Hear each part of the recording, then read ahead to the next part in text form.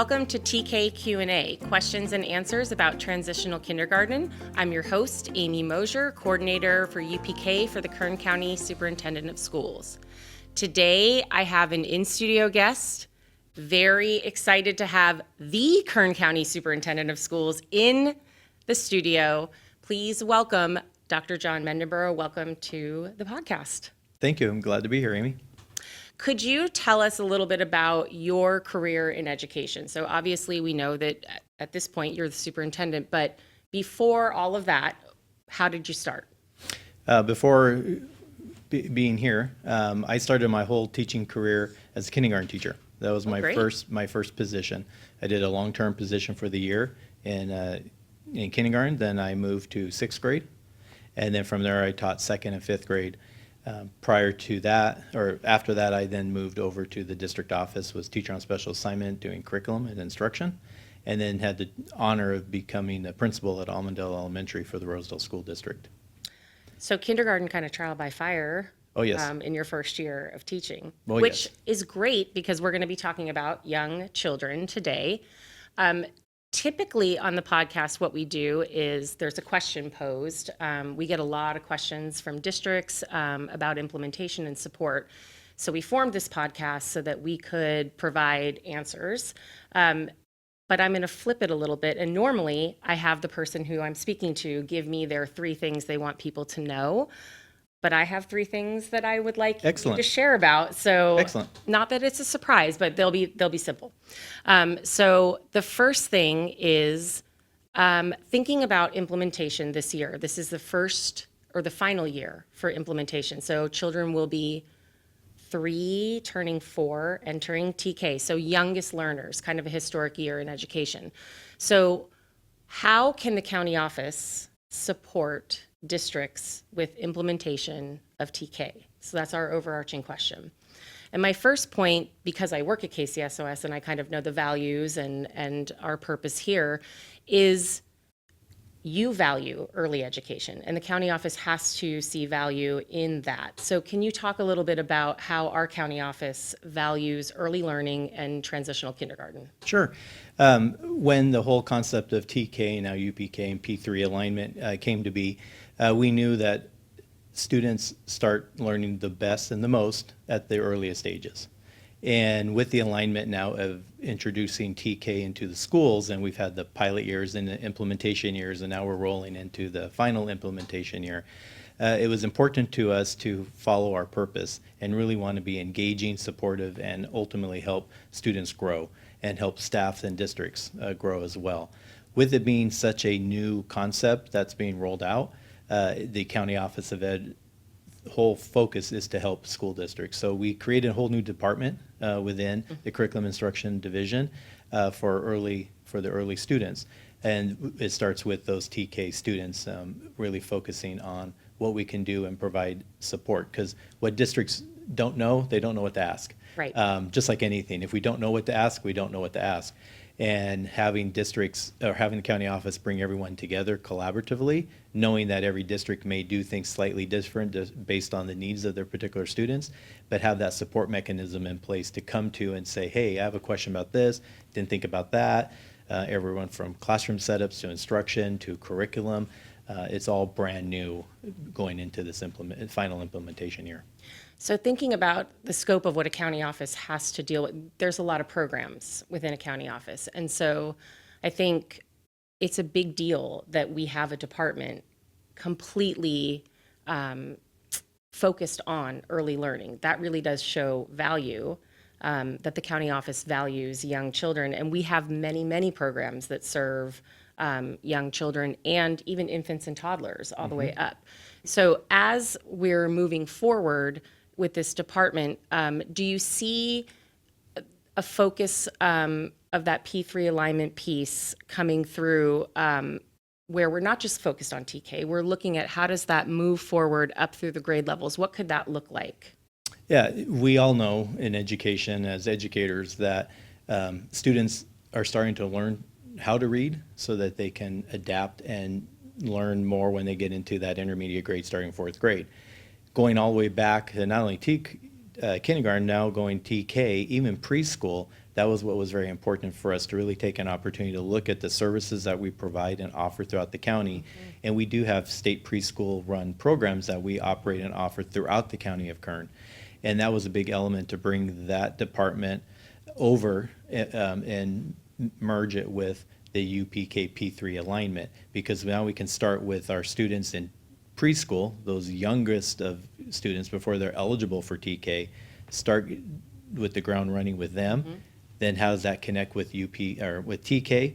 Then from there, from TK to the kindergarten level, then from there, how do we incorporate and work with grades 1, 2, and 3 to ensure that that alignment starting at the youngest of age follows with them all the way to third grade and getting those accomplishments that they need and achievements that they need to be successful. Absolutely.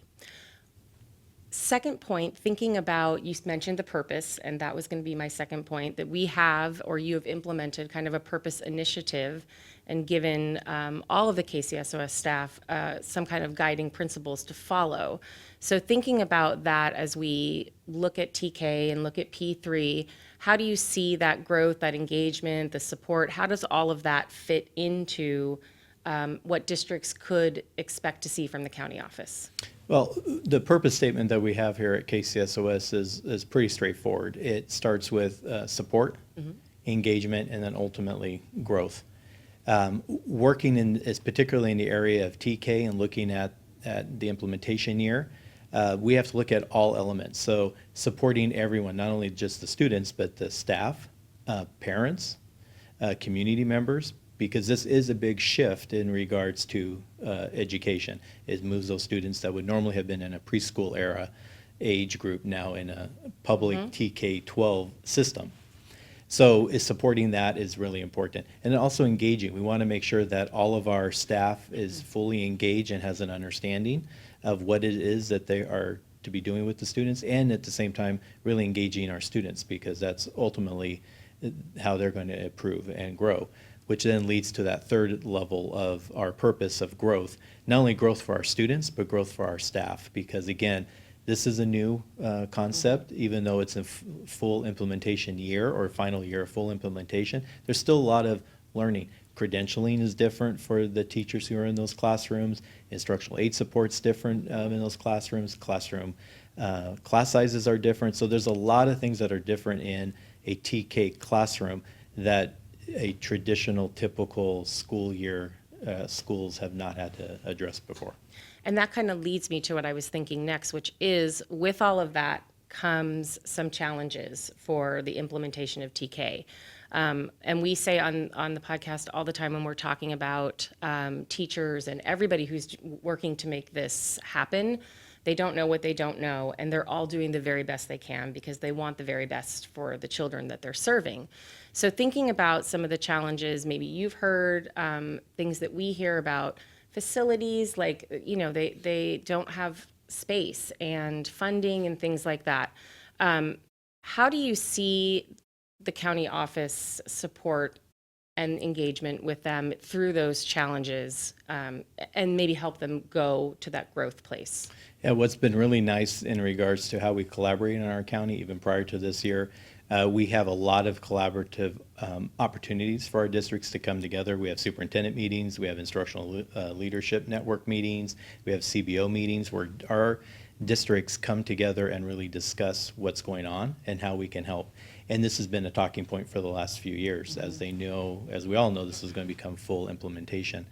The challenges that we've heard from them has just been that facilities has been a big one, because they're very set criteria what you have to have in a classroom. We have a lot of facility help here at KCSOS that's been providing input and help and guidance to those districts. We have management consultants that help the districts. We have an administrator of school facilities that has been able to help and really help outline how they can adjust classrooms and what they can do for that. So facilities is the far utmost challenge, I think, for school districts, because there's funding mechanisms. There's a lot of things that go into play with that. And then also just the credentialing, as I mentioned earlier, that's another challenge, finding enough people who have that child development background and units and requirements for it. I know the state has been very flexible as allowing districts to take experienced multiple subject teachers to teach that, with the emphasis of getting additional training. Again, we're going into a year now where we have to start finalizing all that, but the County Office of Ed is here to provide those assistance. We have a county of 46 districts. Many of them are very small. And for the support mechanisms and resources that they have, they turn to us and we're here for them. It doesn't matter the size of a district, we're going to help them no matter what. Right, and I'm glad that you mentioned those because really, for our team, the UPK team serving districts, we're kind of boots on the ground in there working with teachers, helping with classroom setup, anything that they need. And we get a little bit of that time with administrators, but administrators are pulled in so many different directions that we can't always support them the way that they need to because they have to make decisions on priorities. So I think it's important that you mentioned, because from your viewpoint, when you're working with superintendents and principals, they need to hear those things. And for some of our listeners, they may not know that this is what the county office can do, that they can support through facilities or through credentialing or any of those things. Maybe they're not aware of the resources that the county office has. You feel like, do you feel like it's accessible to them in a way, or that they are aware that those services are there, or can we be doing more to get that information out? Oh, I think that's one of the biggest successes of the Kern County Superintendent Schools Office. We are always here to serve our districts. I look at the county office as a support mechanism. Everyone here at KCSOS does the same thing. If districts need help, they are always welcome to ask. And we do a lot of customized assistance and support for districts as needed. Two districts may be implementing the exact same program, TK for example, but they may have different needs or desires of what support they have. And we've been able to go in and really provide those differentiated type of supports that that's not typical where you just know it's a one-stop shop, because every class, even in a grade level, 3 classes, 3 different ways of maybe teaching, delivering the curriculum. So that's where our support comes into play, and districts are always welcome, and we've built a culture where they are able to ask questions that maybe they weren't able to ask before, and not before here, but just in general. You don't want to act like you don't know anything. Here we don't care, because we learn from each other. You might ask a question that another person's been really wanting to know, or we implement something that somebody else has been really wanting to implement, and now they have an opportunity to come together and collaborate. We've heard the more we collaborate and the more we bring everyone together, the easier it will be for them to implement. I think that's the great thing about the P3 department when you talk about collaboration, is that for our UPK team, we get to then talk to the ELA team and the math team and look at implementation, not just in TK, but supporting them with some of the play-based learning and developmentally appropriate practice that CDE would like to see moving up through those grade levels, that we can kind of help support. And it's a team approach, and they're learning from us and we're learning from them, but the district benefits ultimately by getting all of that surrounded support. So last point would be for administrators. One of the things that we know is that administrators don't have time, so it's very hard to find time for training, but also as a part of their admin program, there really isn't a lot of exposure to child development or to what a TK classroom would look like, say, as a principal versus my 3rd grade classroom. So thinking about your experience in early learning and as a principal, and now here looking at P3 from this perspective and TK, what can administrators do to kind of get that support? How do you have some advice for them regarding like looking at early learning? Yeah, one of the things that we did way back before TK was TK, I was the district superintendent at Rosedale at the time, and when the state was starting to talk about this concept, we took advantage of it. We implemented and piloted a TK classroom in our district way before, and started teaching our administrators in our district of what to expect and how to work with not only teachers, but the students and the parents. I think that same concept is still true today, is we have to look at every year and every opportunity as a new year and a new opportunity to involve administrators. One thing we have noticed here at a county level is we oftentimes do so much training and so much support and focus on the classroom teachers and support staff that sometimes administrators are just assume they know because they might go to the training. But we're not providing training from the lens of an administrator. And that's what we're going to be doing more of going into this year. That's great. Not only just with TK, but all areas, because administrators, they change, move, retire, come in, and we just expect them to do it without maybe the experience that they have or the knowledge base. So the more training and the more help we can provide our administrators, I think that will also provide more enhancement and support for classroom teachers, because again, what you don't know, you don't know. Right, and absolutely. And that is not a part of an administrative program. Correct. To look at early learning as a piece of that. So they come in completely blind sometimes to what that looks like. Exactly. So just wrapping up, we talked about KCSOS values early learning, have a whole new department centered around preschool through third grade. And we know that we want to support our administrators moving forward, that they're going to need that professional development and support and help outside of just sitting through classroom teacher training, and that KCSOS's purpose is to support, to have that engagement and to help districts grow. And that support is available for TK, that's our focus, preschool through third grade, but for everybody, really. But we have a pretty robust service menu of items that they can select from and really receive customized help. Yeah, and that's exactly the purpose of what we're here for. And I always say, it's been a saying that's been said around the office, and I continue to say it, it does not matter where the child resides. They're all of our children here in Kern County, and we need to be providing the best support for them regardless of what district they go to, or where they come from. And the more supports and menu type options that we can provide districts to really hone in on the specific need that they desire is what we're here about. Excellent. Dr. Mendiburu, thank you so much thank for you. being here.